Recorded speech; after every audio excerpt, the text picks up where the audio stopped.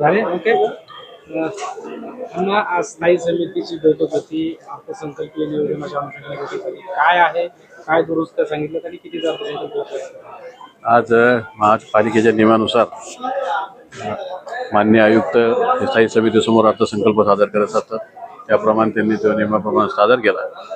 अर्थसंकल्पावर डिटेल चर्चा झाली आणि ज्या हेडमध्ये ज्या समजा आरोग्य असेल, शिक्षण असेल, ज्याच्यावर पैसे कमी ठेवले होते बजेटमध्ये, त्या सूचना सगळ्यांच्या घेतल्या त्याच्यामध्ये. आणि आता त्याच्यामध्ये सगळ्या सदस्याच्या म्हणणं ऐकून किंवा त्यांची लेखी सूचना घेऊन त्याच्यामध्ये नियमाप्रमाणे जे बदल करता येईल ते करून येणाऱ्या आता जे येणारी जनरल बॉडी असेल त्याच्यासमोर अर्थसंकल्प आम्ही सादर करू. किती कोटीचा अर्थसंकल्प होता आणि सुधारणा होणार तर किती कोटीपर्यंत जातो? साधारण अर्थसंकल्प हा झालेला 435 कोटीचा अर्थसंकल्प होता, 463 कोटीचा अर्थसंकल्प होता आणि 2,05,000 शेतकऱ्याचं हा अंदाजपत्रक त्यांनी सादर केलेला आहे. आता याच्यामध्ये जे सूचना होतील तर साधारणतः त्याच्यामध्ये 550 कोटीच्या जे समजा आता टॅक्स आपला किंवा आता आपण म्हणजे लावलेलाच नाही आणखी ते असेसमेंट ह्या वर्षी होणार आहे तो यांनी गृहीतच धरला नाही.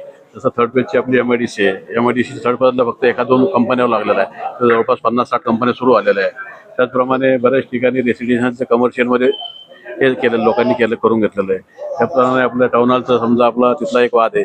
असे सगळे विशिष्ट सगळ्या गोष्टीवर काम करून एक त्याचं आर्थिक स्तोत्र एक वसुली करून घेणार आणि त्या वसुलीच्या बेसवर आपण आणखी 50 ते 60 कोटीची त्याच्यामध्ये वाढ निश्चित करणार. स्वच्छता आणि आरोग्य या दोन बाबींवर चर्चा झाली म्हणताय.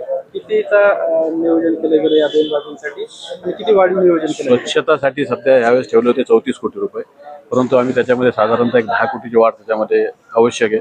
कारण येणारा जो जालना शहर हे स्वच्छ करायचं असेल तर स्वच्छतेचा निधी फार महत्त्वाचा आहे त्यासाठी लागणारा. आणि जे मॅनपॉवर लागणार आहे सर्वे करून प्रत्येक ठिकाणी जर समजा आपल्याला सेग्रिगेशन करायचं दोन्ही गोष्टीचं समजा आता ओला कचरा सुका कचरा वेगळा करायचा त्यानुसार ज्या घंटा गाड्या येतात त्या घंटा गाड्याचं हे करताना त्या 2-2 मदतनीस त्याच्यामध्ये ठेवायचं असं हे ठेवलं. आणि ओला कचरा आणि सुका कचरा वेगळा घ्यायचा जेणेकरून ते तिथं त्याचं सेग्रिगेशन करायला जास्त काही त्रास होणार नाही.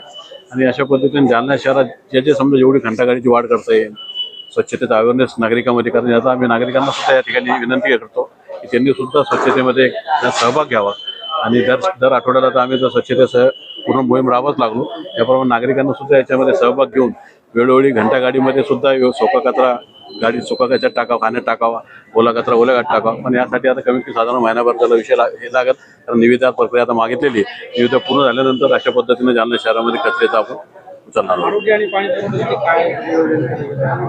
आरोग्य आणि पाणी पुरवठ्यासाठी जवळपास आपण बघितलं तर नेहमी तूट असते कारण उत्पन्न होतं 3 कोटीचं आणि खर्च राहतो 10 कोटीचा. परंतु ही मूलभूत सुविधा आहे नागरिकांना देणं गरजेचं आहे. त्याच्यामुळे त्याच्यासाठी पण सुद्धा आम्ही येतं 5-10 कोटी त्याच्यामध्ये जसे आवश्यक असणार आहे त्या पद्धतीने त्याच्यात पण वाढ करणार आहे. आणि येणाऱ्या काळात आता जे समजा माननीय रावसाहेब पाटील दादा यांनी जो निधी आणला होता सर्वांच्या सहकार्यानं माननीय कैलास व्हॉलंटियर असतील आमचे बबनरावजी लोणीकर आहे त्याचप्रमाणे आमचे संतोषभाऊ दानवे, नारायणभाऊ कुचे, आमचे भास्करराव दानवे यांनी मागच्या वेळेस जेव्हा आम्ही देवेंद्रजींनी याचा विरोधी पक्षनेता असताना जालना शहरामध्ये मोठा मोर्चा काढला होता पाण्यासाठी. आणि त्यानंतर जेव्हा ते सत्तेत आल्यानंतर त्यांनी सर्वप्रथम माननीय रावसाहेब पाटील दादा यांनी मुंबईला बैठक घेऊन जालन्यासाठी विशेष निधी मंजूर केला. कारण जालन्यामध्ये जायकवाडीला पाणी आहे, घाणेवाडीला पाणी आहे, परंतु समस्या अशी आहे की आपल्याकडे फिल्टर मीडिया जे 15 ते 16 MLDच्या वर आपण फिल्टर पाणी होत नाही.